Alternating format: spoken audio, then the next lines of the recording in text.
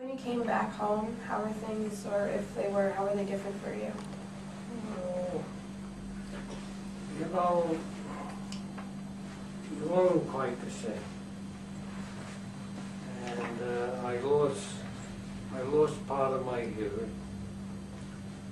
And you were different, very different.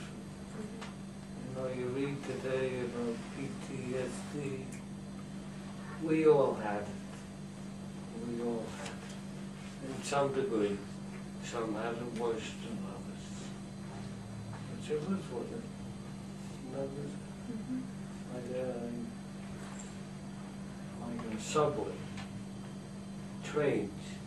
If you were in a subway train, and the car was going this way, and another train came by, it sounded like a shell coming, and you ducked.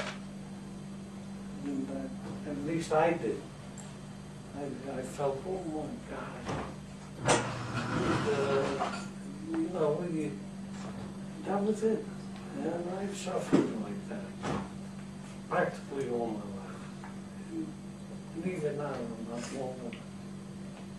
No way. But I do receive some compensation. And,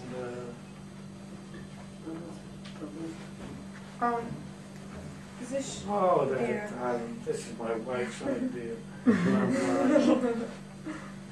There's nothing, the medals are off. Yeah, this is it. Nothing. I can't get into it anymore. I use it as a really.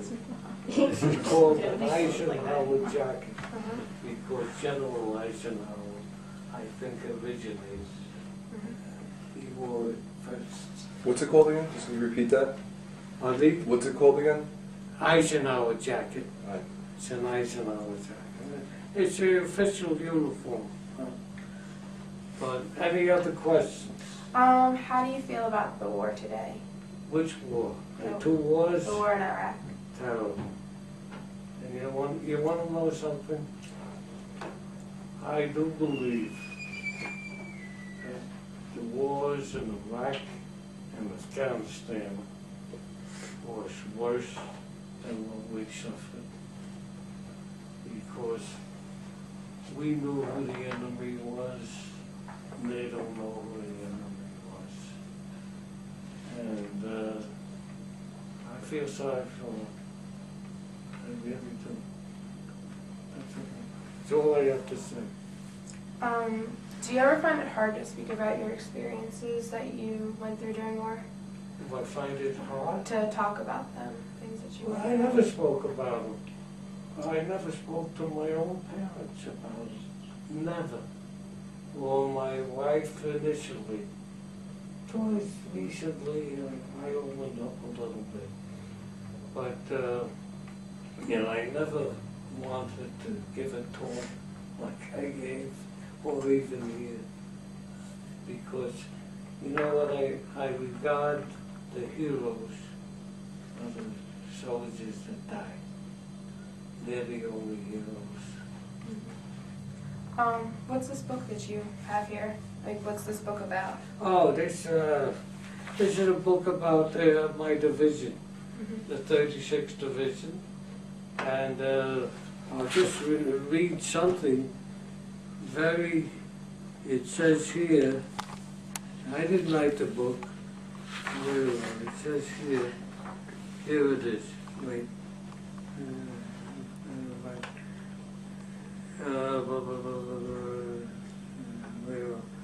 It says that its casualty list, third highest of any American division, numbered 27,343, of whom 3,974 were killed, 19,052 wounded, and 4,317 missing in action.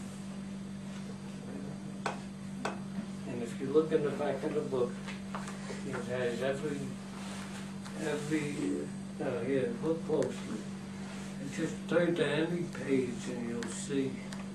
Let me see. Oh, that's one middle. Here. You got with can you see it? Wait a minute. MIA.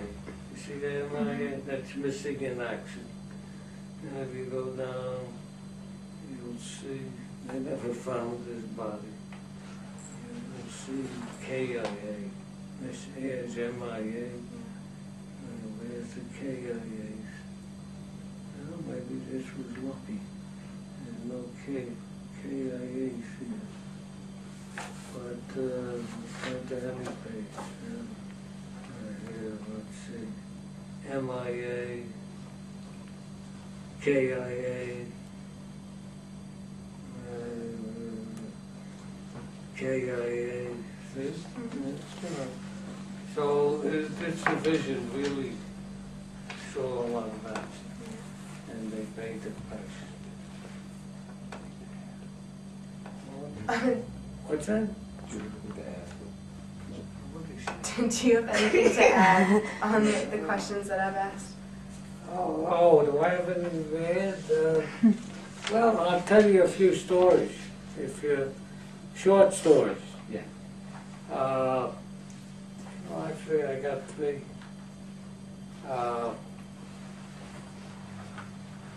We were making an attack, and we came under severe shelling.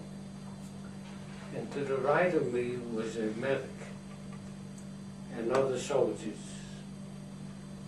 And a couple of shells came in, and the medic went down, and a few other soldiers also went down. And the medic says to me, "Please, help me and the men." No, I'm not a medic. I didn't know what to do. But I said, "All right, what do you want me to do?" He said, "First, put on my hat." You know, the medics had a hat with a big red cross. So that, he said, in case there's snipers around, they might honor it. And he told me what to do. And I gave them water, I gave them patched their wounds, etc., etc.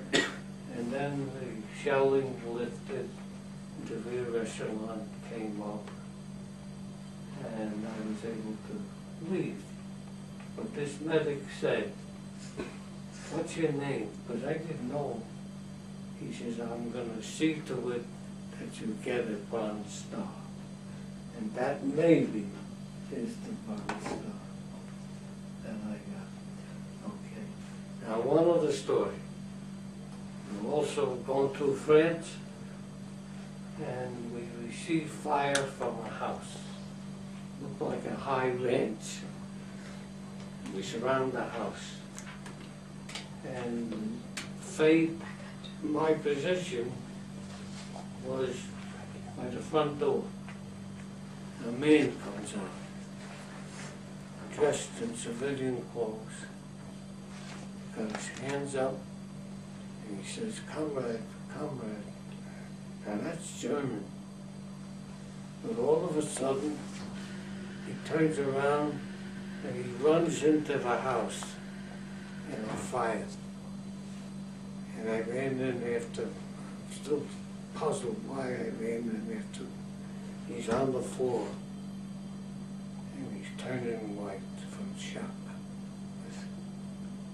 A bullet grazed his head. And I don't know why, but I started to talk French to him. I said, "Why did you run?" I didn't know. First of all, I didn't know who he was. He said he was afraid. And then one of the other soldiers said, "Let's get out of here. There's a German tank coming up the road." And we ran away. And to this day, did I possibly kill an innocent man? I don't know the answer. But that's war. And that's war.